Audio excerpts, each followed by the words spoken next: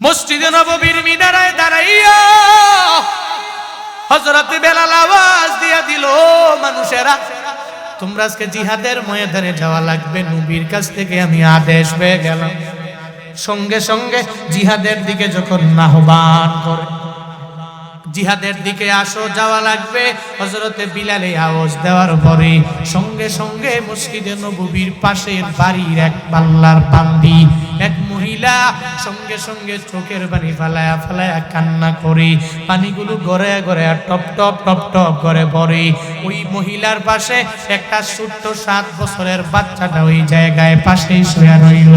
ওই ছোট্ট বাচ্চাটা যখন ওই মা চোখের পানি ফালায়া ফালায়া কান্না করে, একটা চোখের পানির ফোঁটা বাচ্চার গায়ের মধ্যে পড়ে গেল।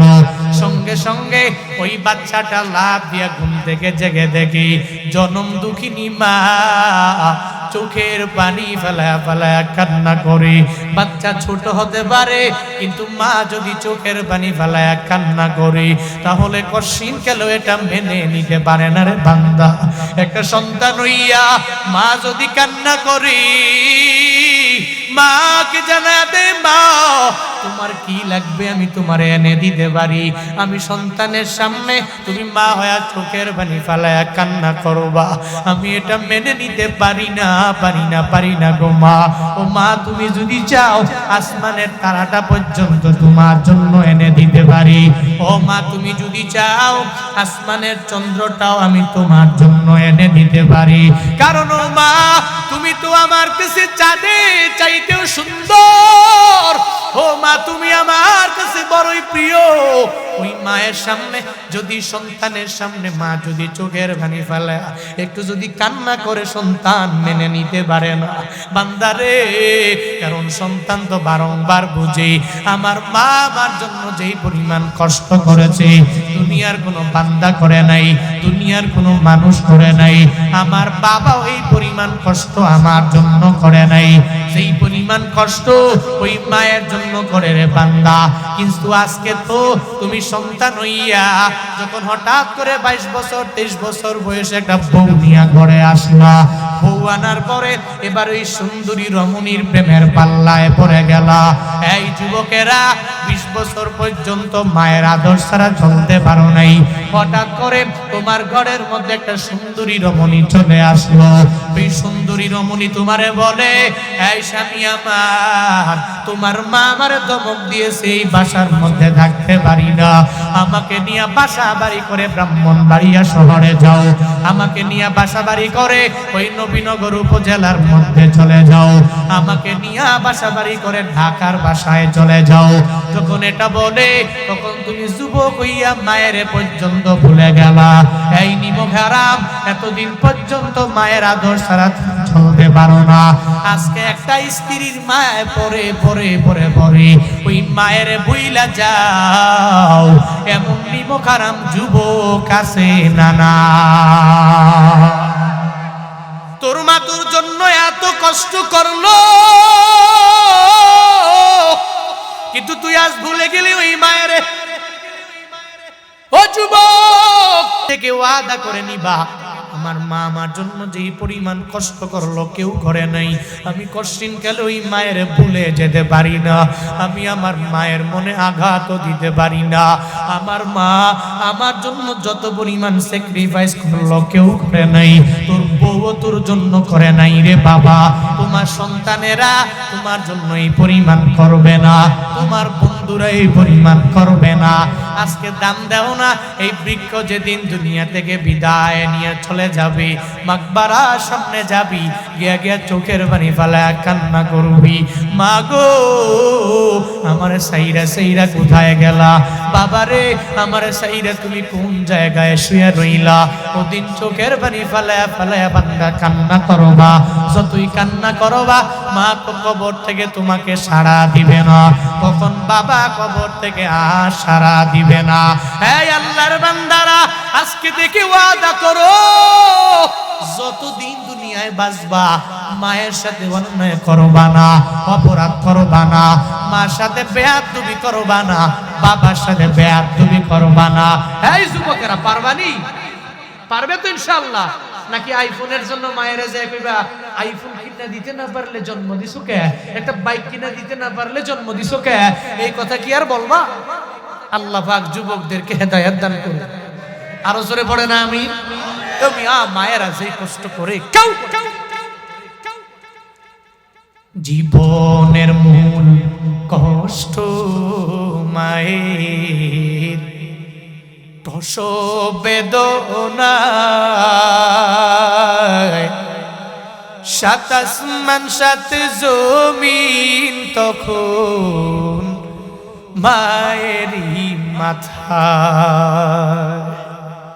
জীবনের মূল কষ্ট মায়ের প্রসব বেদনায়, সাত আসমান সাত জমিন তখন মায়েরই মাথায়। এমন মাকে কেমনে আজি,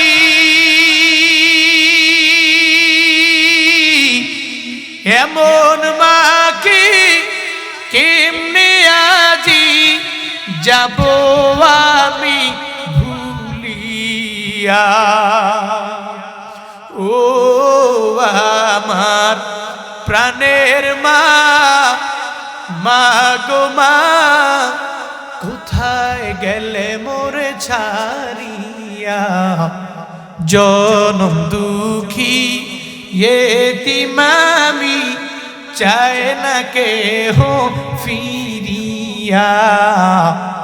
জনম দুঃখী এতিম আমি, চায় না কেহ ফিরিয়া। খারাপ লাগে ও মিয়া, খারাপ লাগে। আমি যখন ছিলাম আমার মায়েরই উদরে, চলাফেরা করতেন যে মায় কত কষ্ট করে। আমার সুন্দর মুখ দেখে মায়ের, আমার সুন্দর মুখ দেখে মায়ের ব্যথা যায় দেয় হাসায়া। ও আমার প্রাণের মা, মা গো মা, কোথায় গেলে মোরে ছাড়িয়া। জনম দুঃখী এতিম আমি, চায় না কেহ ফিরিয়া। জনম দুঃখী এতিম আমি, চায় না কেহ ফিরিয়া। জনম দুঃখী এতিম আমি, চায় না কেহ ফিরিয়া। ওই মায়েরা তোমার জন্য যেই পরিমাণ কষ্ট করে কেউ করে না। ও আল্লাহর বান্দারা, ওরে যুবক, ওই মায়ের সাথে অন্যায় করবি না, অপরাধ করবি না। মা যদি চোখের পানি ফেলায় কান্না করে, যদি সন্তানের দিলে মায়ের প্রতি একটু মায়া থাকে, অটোমেটিক্যালি ওই মা কেন কান্না করে সন্তান যাবে, মাকে যা বলবে, মা গো তোমার কান্না আমি সহ্য করতে পারি না রে মা, তুমি কেন কান্না করো। সন্তান হইয়া যখন এক ফোঁটা চোখের পানি যখন সন্তানের উপরে পড়ে, 7 বছরের বাচ্চাটা সরাসরি ঘুম থেকে জেগে যায়, জেগে মায়ের জানায়া দেয়, মা রে কেন চোখের পানি ফেলায়া তুমি কান্না করো। ও মা আমার, হযরতে বেলাল প্রতিদিন আযান দিয়া দেয়, নামাজের দিকে আসো, কল্যাণের দিকে আসো। আজকে বেলাল কি এমন আওয়াজ দিয়ে দিল, যে আওয়াজ শোনার পরে তুমি নামাজে না দাঁড়াইয়া চোখের পানি ফেলায়া কান্না করলা গো মা। সঙ্গে সঙ্গে মা জানায়া দেয়, হে সন্তান আমার, আমি মা চোখের পানি ফেলাইয়া তোমার সামনে কেন কান্না করি জানো জানো জানো জানো ছেলে রে, ওই বেলাল তো প্রতিদিন এই আওয়াজটা দেয় না রে, এই যেদিন আওয়াজটা দিয়া দেয় সব সাহাবীরা নবীর দরবারে যায়, নবীর সামনে যাইয়া এরা লাইনে দাঁড়ায়া যায়, একজন একজন করে জিহাদের ময়দানে যাবে।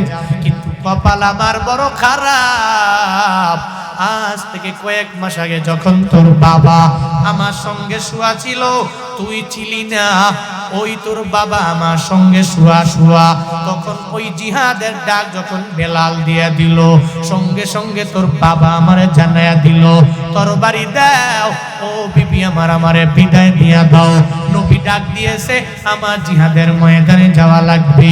আমি দৌড়াইয়া তরবারি আইনা আমার স্বামীর কাছে দিয়া দিলাম, মানে তোমার বাবার হাতে দিয়া দিলাম। ওই দিন তোমার বাবা জিহাদের ময়দানে তরবারি নিয়ে গেল, আজ পর্যন্ত তোমার বাবা আমার কাছে আসে নাই, আমি আর আমার স্বামীর খুঁজেও পেলাম না।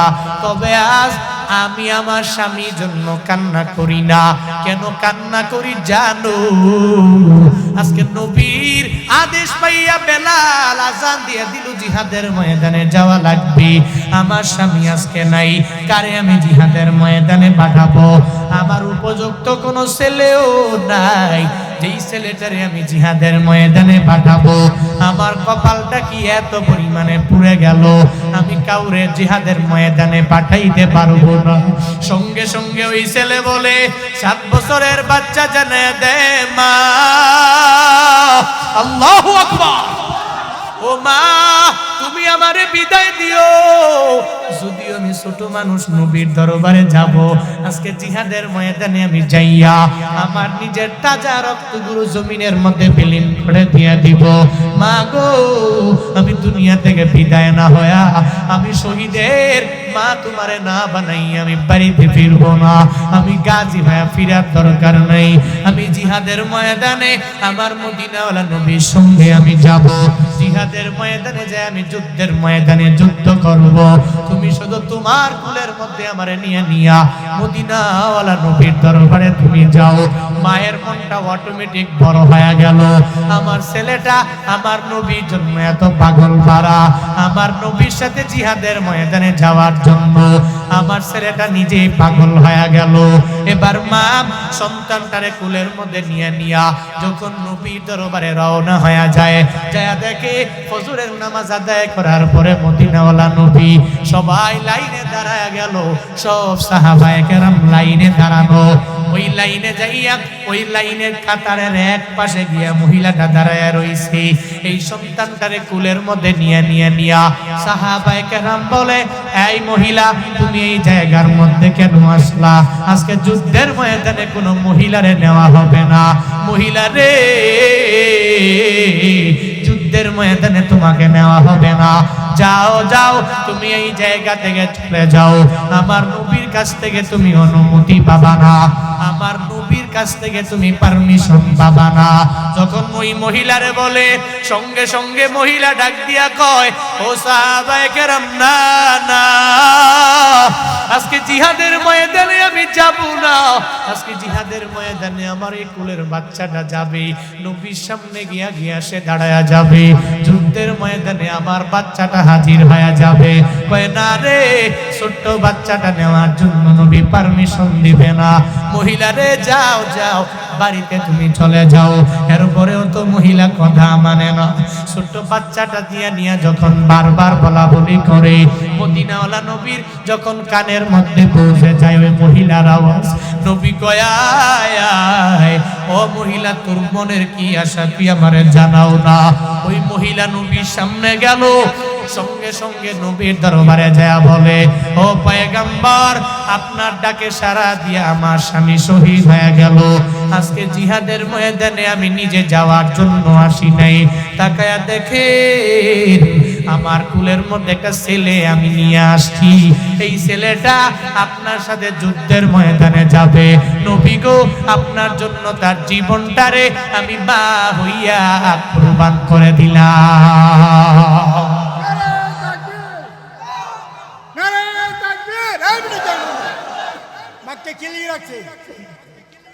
আল্লাহর বান্দারা, খারাপ লাগতেছে আপনাদের? কি শেষ করে দিব নাকি? করেন সুবহানাল্লাহ। মা কয় নবী গো আমার ছেলেটারে আমি কুরবান করে দিলাম, আপনার নামে আমি স্যাক্রিফাইস করে দিলাম, এই ছোট্ট বাচ্চাটাকে নিয়ে আপনি যুদ্ধের ময়দানে যাবেন। রহমাতুল লিল আলামিন বলে, ও মহিলা, এই ছোট বাচ্চাটা জিহাদের ময়দানে যেতেও পারবে না, তরবারি ওর সাইজের চাইতে আরো অনেক বড়, ওরে যুদ্ধের ময়দানে আমি নিব না।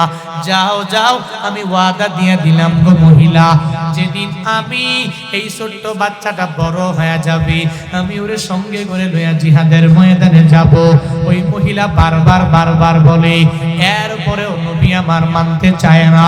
এবার নবী বলে, তোমার ছোট্ট বাচ্চাটা জিহাদ করতে পারবে না, সে তো লড়াই করতে পারবে না, সে তো কিচ্ছু করতে পারবে না, সঙ্গে সঙ্গে জিহাদ তো করতে পারবে না, মা ভালো করে জানে। এবার ওই মা হইয়া একটা ছেলের দুনিয়া থেকে স্যাক্রিফাইস করার জন্য, ত্যাগ করে দেওয়ার জন্য কি কথাটা বান্দা বলে, এখন তুমি কাঁদবা, চোখের পানি বান্দা তোমার অটোমেটিক আসবে। একজন মা হইয়া একটা ছেলের দুনিয়া থেকে বিদায় করে দেওয়ার জন্য ওই নবীর দরবারে যাইয়া আমার মদিনাওয়ালা নবীরে জানায়া দেয়, ও পয়গম্বর আমার, আমি জানি জানি জানি আমার এই ছেলেটা জিহাদ করতে পারবে না, আমি জানি জানি আমার এই ছেলেটা যুদ্ধের ময়দানে যেতে পারবে না। ও পয়গম্বর আমার, আমি জানি আমার এই সন্তান তরবারি ধরতে পারবে না, আমার এই সন্তানটা আপনার সাথে যেয়া পশ্চিমকালেও নবীকে যুদ্ধ করতে পারবে না। তবে নবী আমার যুদ্ধের ময়দানে যাওয়ার পরে আমার এই বাচ্চাটাকে নিয়ে যাবেন। আপনাকে দেখে দেখে ইহুদি কাফের বেঈমানেরা মারার জন্য যখন আপনার ডান দিকে লক্ষ্য করে তীর মারবে, নবী গো আমার ছেলেটাকে আপনি তীর থেকে বাঁচার জন্য ডান দিকে ধরে রাখবেন। আমার ছেলের গায়ে তীর পড়বে, ছেলের উসিলায় আমার মদিনাওয়ালা নবী বেঁচে যাবে।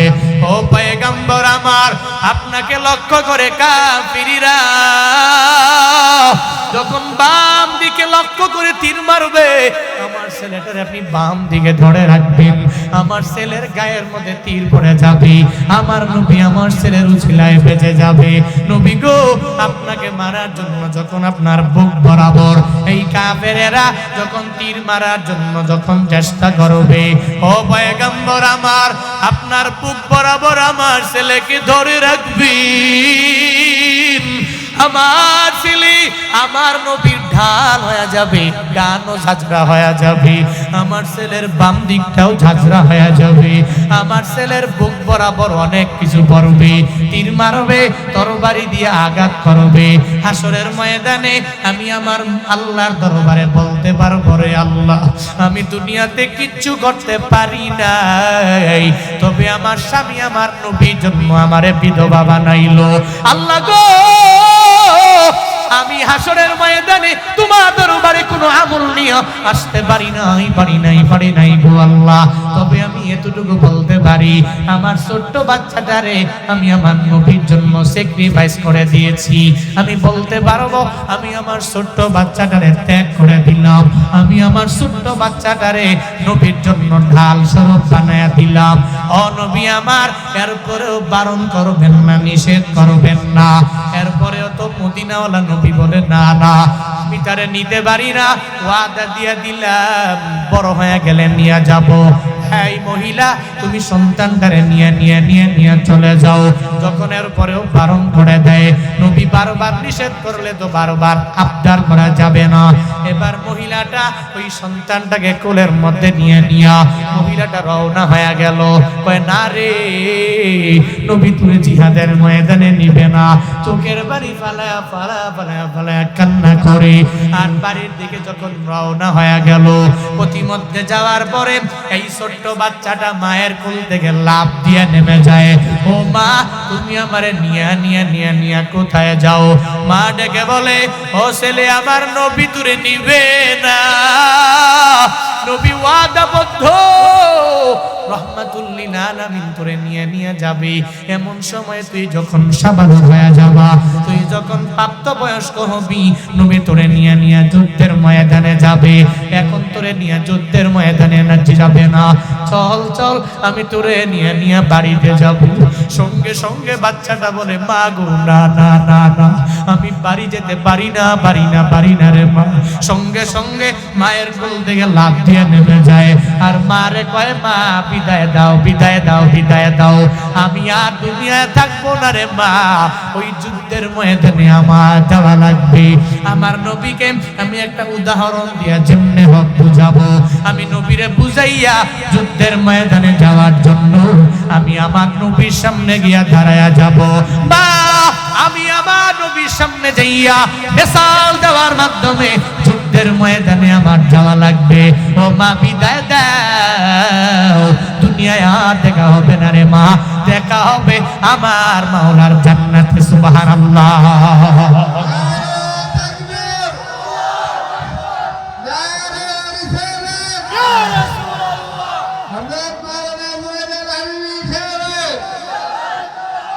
ও মা তুমি আমারে বিদায় দিও, দুনিয়ায় দেখা হবে না। হাসরের ময়দানে মা তোমার সাথে আমার মুলাকাত হয়ে যাবে, একটু বিদায় দিয়ে দাও। মায়ের কাছ থেকে বিদায় নিয়ে নিয়ে বাবা না। এই নবীনগরের আম্মা জানেরা, এই দড়ি সিমপুরার আম্মা জানেরা, আজকে থেকে ওয়াদা করে নিবা তোমার ছেলে তোমার মেয়ে এখন তো জিহাদের ময়দানে যাওয়া লাগে না, এরপরেও নবীর সুন্নত কেমনে সে গলার মধ্যে ছুরি লাগায়, আমার নবীর সুন্নতের গলায় ছুরি লাগায় কেমনে লাগায়, একজন মা হইয়া পরিপূর্ণ এটা দেখা লাগবে। ও মা আপনার ছেলে যাতে দাড়ির মধ্যে খুর লাগাতে না পারে এটা আপনার দেখা লাগবে। মা গো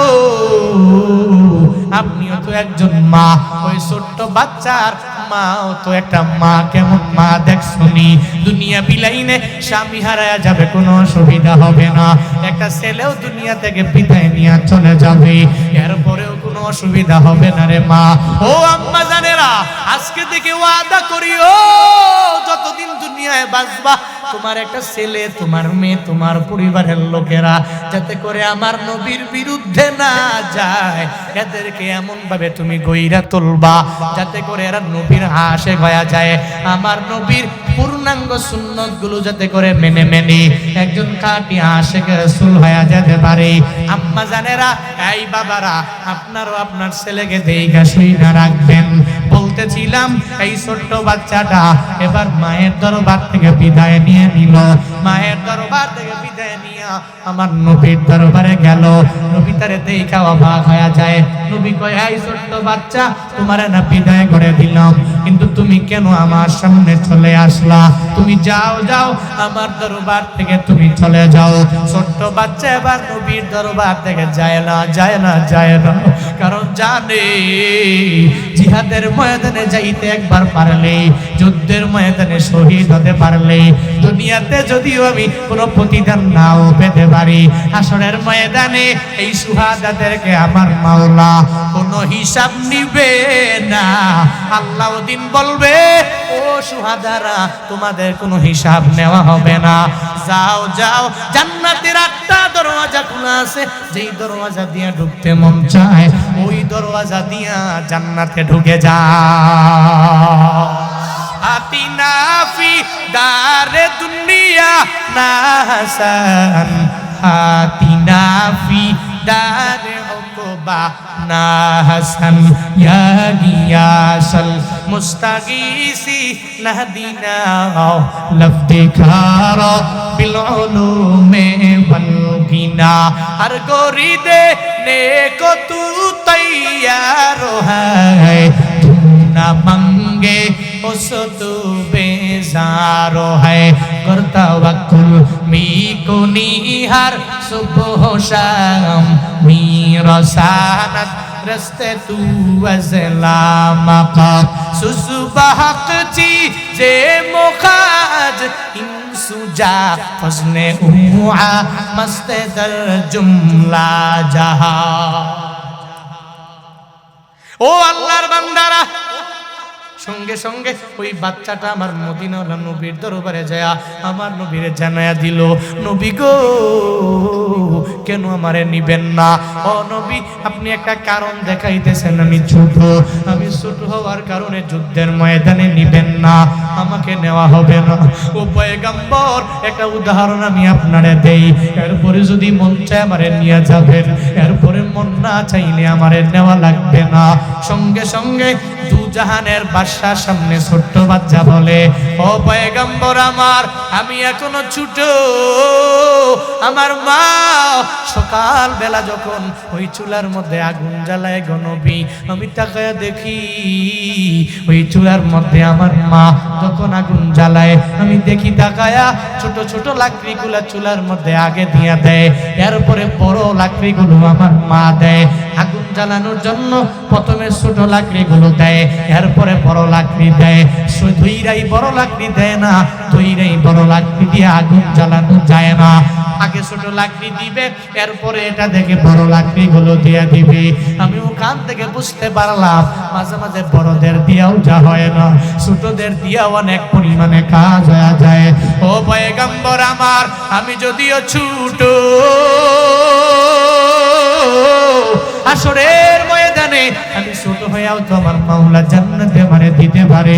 তবে নবী গো, আমি ছোট হইতে পারি, আমার বয়স কম হতে পারে, আমি আপনার সাথে যুদ্ধের ময়দানে যখন চলে যাব, ওই জিহাদের ময়দানে যাওয়ার পরে সাহাবায়ে কেরাম আগে তীর মারবে না, আমি আপনার সামনে গিয়া দাঁড়ায়া যাব, সব যোদ্ধাদের সামনে আমি থাকবো। এরা দেখে দেখে মনে করবে আমি ছোট্ট বাচ্চা, আমি ছোট্ট বাচ্চা, আমি যুদ্ধের ময়দানে আসলাম, আমারে দিকে এরা হাসবে, আমারে দিকে এরা মজা নিয়ে নিবে, এরা আমার দিকে প্রথমে একটা তীর নিক্ষেপ করবে। যদিও আমি ছোট, ওই যুদ্ধের ময়দানে আমি ছোট সাহাবীর মাধ্যমে জিহাদের ময়দানে এই পুরা সব বড় বড় সাহাবায়ে কেরাম বেটি রেখে আমার শরীরের মধ্যে প্রথমে তীর মারার বদৌলতে ওই যুদ্ধের ময়দানে সঙ্গে সঙ্গে যুদ্ধের দামামা বেজে যাবে।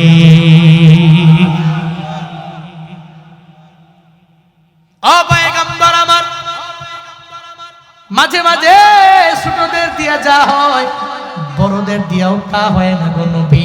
নবী গো, আপনি আমারে নিয়ে যাবেন, এরা যুদ্ধের ময়দানে আমারে দেখে হাসবে। এত ছোট্ট বাচ্চা যুদ্ধের ময়দানে জিহাদ করতে চলে আসলো, এরা আমার দিকে জোরে জোরে জোরে জোরে তীর মারবে, যুদ্ধের ময়দানে আমার মাধ্যমে যুদ্ধের দামামা বাজবে। মদিনাওয়ালা নবী এর পরেও বলে, না না, তোমারে নেওয়া হবে না, হবে না, হবে না, তুমি যাও যাও, আমি ওয়াদা দিয়ে দিলাম যখন বড় হবা আমি তোমারে নিয়ে নিয়ে যুদ্ধের ময়দানে যাব। এরপরেও বারবার ওই ছোট্ট বাচ্চাটারে বারণ করে ওই জায়গা থেকে যখন দাঁড়ায়া দেয়, বান্দারে এবার একটু মনোযোগের কান লাগায়া শুনে যাও।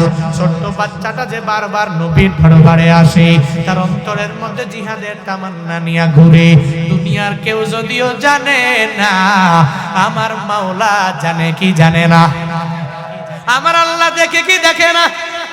আল্লাহ পাক সঙ্গে সঙ্গে জিবরাইলে পাঠায়া দিলেন, জিবরাইলে যাও যাও, আমার মদিনাওয়ালা নবী যারে বারবার ইগনোর করে করে তাড়ায়া দেয়, ওরে যুদ্ধের ময়দানে নেওয়া হবে না, যুদ্ধের ময়দানে জিহাদ করতে পারবে না, ও যুদ্ধের ময়দানে তরবারি ধরতেও পারবে না। যাও যাও, আমার নবীরে গিয়ে গিয়ে জানিয়ে দিও, আমার মদিনাওয়ালা নবীরে গিয়ে বলে দিও, আজকের যুদ্ধের ময়দানে যেই যেই যোদ্ধারা যাবে, নবীর যেই সাহাবীরা যাবে, আমার যেই বান্দারা আজকে যুদ্ধের ময়দানে যাবে, এদের মাঝে প্রথম নম্বরে যারা শহীদ হবে জান্নাতের মধ্যে আল্লাহ পাক রব্বুল আলামিন এই যোদ্ধাদের একটা লিস্ট আমার মাওলা তৈরি করেছে। আর এই যোদ্ধাদের মধ্যে কারা শহীদ হয়ে যাবে এটা আমার মাওলা তৈরি করেছে। আমার নবীরে জানাও, আমার নবীরে গিয়া বলে দাও যে এই ছোট্ট সাহাবীরে আমার নবী নিতে চায় না, এই ছোট্ট সাহাবীর নাম আল্লাহ পাক রব্বুল আলামিন জান্নাতের লিস্টের প্রথম কাতারের প্রথম নাম আমার মাওলা উঠায়া দিয়েছে।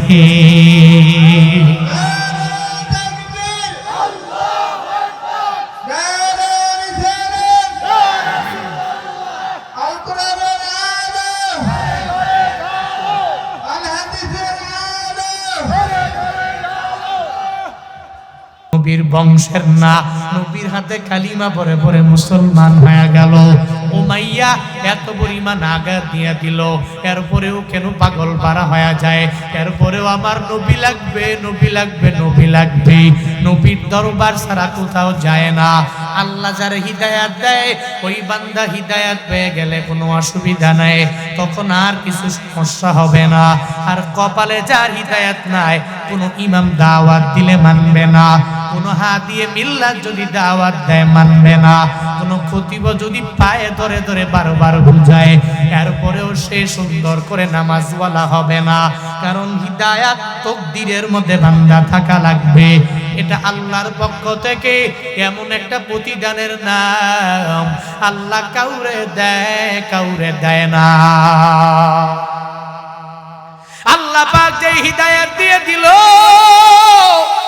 হযরত বেলালের, আল্লাহ পাক যে হিদায়াত দিয়ে দিল খালিদ বিন ওয়ালিদের, আল্লাহ পাক যে হিদায়াত দিয়ে দিল ওমরে ফারুকের, আল্লাহ পাক যে হিদায়াত দিয়ে দিল আবু বকর রে, আল্লাহ পাক যে হিদায়াত আসহাবে কাহাফকে দিয়ে দিল, আল্লাহ পাক যে হিদায়াত ওসমান আর আলীকে দিয়ে দিল, ওই হিদায়াত নামক দৌলত এটা টাকার মাধ্যমে পাওয়া যায় না, দুনিয়াতে বাড়ি গাড়ির মাধ্যমেও পাওয়া যায় না, দুনিয়াতে কোনো পেমেন্ট দেওয়ার মাধ্যমেও পাওয়া যায় না।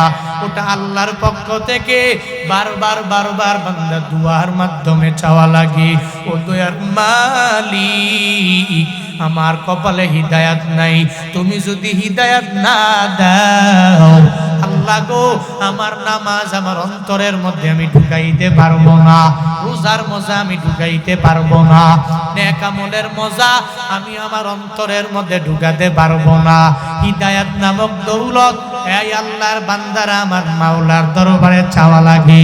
যদি রবের দরবারে চায়া চায়া চায়া চায়া নিতে পারো, এই হিদায়াত যাকে আমার মাওলা একবার দিয়া দিল, ওর কপালটা এত ভালো, আল্লাহ পাক দুনিয়াতে তার হিদায়াত দেওয়ার বদৌলতে হাসরের ময়দানে ওর কপালে লেখা থাকবে জান্নাত। ও আল্লাহর বান্দারা, নবীনগরের যুবক, একটু মনোযোগের কান লাগায় শুনিও। রহমাতুল লিল আলামিন রে আমার মাওলা এত পরিমাণ মায়া দিয়ে দিলেন, যেই মায়ার কাছে সবাই দুর্বল হয়ে গেল। আবু জাহাল কয়, এই তোমরা অমুক দেশ থেকে কেন এই দেশের মধ্যে ঢুকলা? বলে মুহাম্মদের দরবারে যাবে। বলে ওখানে যাবি না, ওখানে গেলে তুই পাগল হয়ে যাবি, কারণ ওটা পাগল, আর পাগলের কাছে গেলে পাগল হয়ে যাওয়া লাগবে। লোকেরা তো আরো বড় কৌতূহল জেগে গেল, কেন আবু জাহাল ওনারে পাগল কয়, ওনার দরবারে যাওয়া লাগবে। বরং নবীর দরবারে যাওয়ার পরে ওই নবীকে পাগল ভাববে দূরের কথা, বরং নবীর তিলাওয়াত শুনে শুনে, নবীর মুখ নিঃসৃত বাণী শুনে শুনে এরা সব কালিমা পড়ে পড়ে মুসলমান হয়ে যায়। আল্লাহ কয়, ও নবী আমার, আপনার দিলটারে আমি আল্লাহ এত পরিমাণে মায়া দিয়ে দিলাম, সেই দিলটাতে মায়ায় মায়ায় ভরা। ও নবী গো, আপনার প্রত্যেকটা বাণীতে মায়ার কোনো অভাব নাই, যার কারণে হামজালা আপনার জন্য জীবন দিয়া দিল, যার কারণে আমির হামজা আপনার জন্য জীবন দিয়া দিল, যার কারণে শত শত সাহাবা আপনার জন্য জীবন দিয়া দিল। আল্লাহ পাক জানায়া দেয়, ও পয়গম্বর আমার, আমি রব এই পুরো আলামিনের জন্য আপনাকে রহমত বানাইলাম। ওয়ামা আরসালনাকা ইল্লা রাহমাতাল লিল